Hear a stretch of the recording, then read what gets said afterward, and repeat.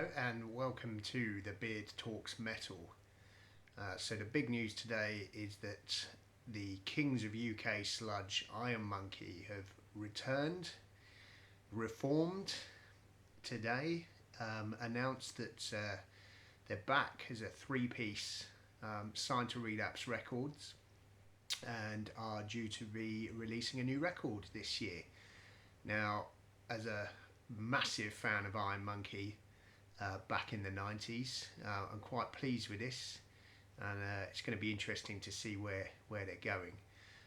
So, as I say, they've been signed to Relapse Records and they've come back as a three-piece, and the two original members, Steve Watson on guitar and James Rushby, who's going to be on guitar and vocals, and S. Briggs from the sort of anarcho punk band called Chaos UK.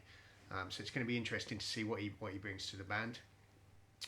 So signed to Relapse Records, and I thought this would be a good opportunity to just do a bit of a potted history of Iron Monkey. As I say, been a big fan of theirs since way back in the day in the 90s. I think first came across them when they were announced as one of the new bands you need to hear in either Metal Hammer or Terrorizer, something like that. And I think the first time I actually heard them was on an Earache Records compilation called Earplugged 2, which I used to have. I tried to dig it out. I thought I still had it, but it's no longer in my collection anymore. They were purveyors of just absolutely brutal sludge and doom.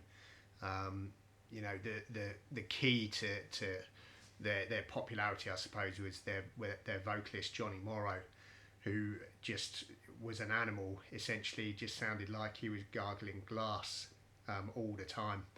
I suppose in terms of sound, they really fit in that kind of buzz oven, cavity, I Hate Gods type sound, very sort of nihilistic sludge, and just an amazing band basically. So the first thing they officially released was this EP, which I got a copy of here. It was originally released on a record label called Union Mills, which was a small kind of hardcore label back in the 90s. They released that record, and Earache Records picked them up and re-released the EP, which is the version that I've got. The Union Mills version is actually quite difficult to get hold of, and if you're a collector, it's going to cost you a few quid to pick that up. So staying on Earache Records, they released the full-length album, which was Our Problem. And this is the only full-length album they ended up doing. I never got to see them live, but one of their most infamous gigs was held in Brighton, my hometown. A couple of mates went to that show, and it's one that's gone down in history for years and years on end, because Johnny Morrow decided to throw a stage monitor at a punter who was there, and also booted a bag of flour all over the gig room. So the gig was just a mess of claret and flour and sweat basically, and that resulted in Morrow being arrested and stuck in the slammer for a night. There was a whole Kerrang double page spread on it the following week, and as I say, that's gone down in history. Our Problem, which is their full length. If they're gonna have classics, it's got to be Super Gorganizer and Boscaloid. Just a great record, it really is. Following that, I guess they must have come off of Earache Records for whatever reason. They put together a split with the Japanese doom band Church of Misery, and that was released on Man's Ruin Records. So I'm lucky enough to have a promo copy of that, which I managed to procure from a mate of mine a few years ago. And I also have the Iron Monkey 10-inch. Now this was one that I really had to hunt down for and spend a bit of money getting this one. And as you can see, it's got that really nice smoky effect to the vinyl there. And this was on my wish list for you know, a very long time, and had to hunt down eBay and Discogs and whatnot to get hold of that.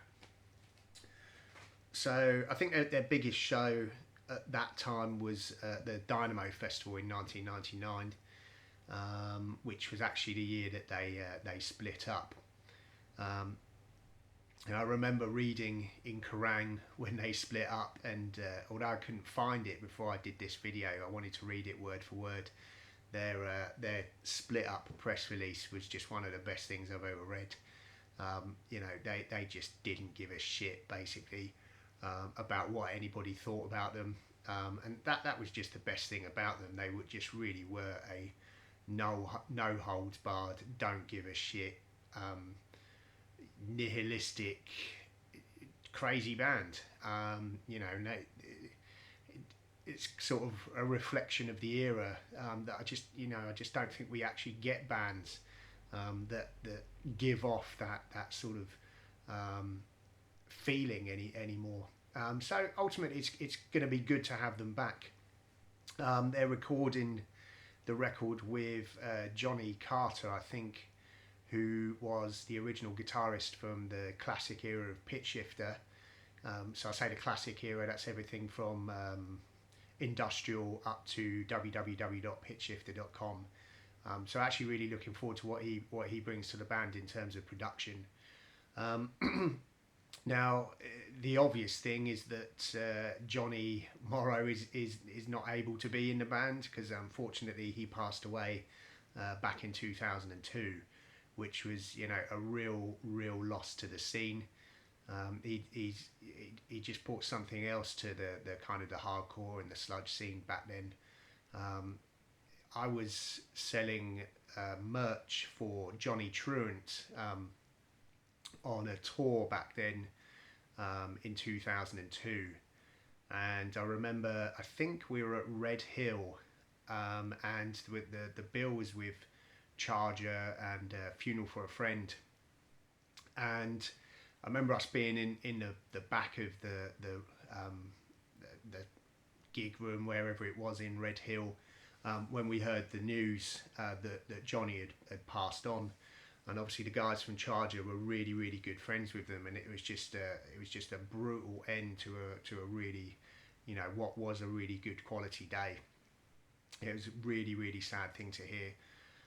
So, you know, it is going to be a real shame that obviously he can't be in them, but we're just going to have to see what this new lineup does really, and whether it can still continue with the legacy of the original Iron Monkey. I think there's a massive hole for a band like that in the UK. You know, so I'm really chuffed on a personal level because I just love Iron Monkey. You know, really pleased that Relapse Records have picked them up because I know that they'll do a quality job on whatever they release in terms of vinyl. So yeah, just the last thing that I managed to pick up from Iron Monkey, which I believe they were putting together when Johnny died, was just a compilation CD basically of some live tracks, and I think there was one of the unreleased tracks, Charlton Heston's Floor, which is my personal favourite track. That and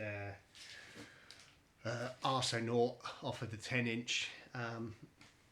Yeah, really are my favourite Monkey tracks. So yeah, I'm really chuffed that this is happening, and yeah, I just hope that this new band can continue the legacy of Iron Monkey. So as soon as it comes out, I'll be picking it up, and I'm sure I'll be putting a review video together as well. So look out for that. So thanks everyone. I'll speak to you again soon. Cheers.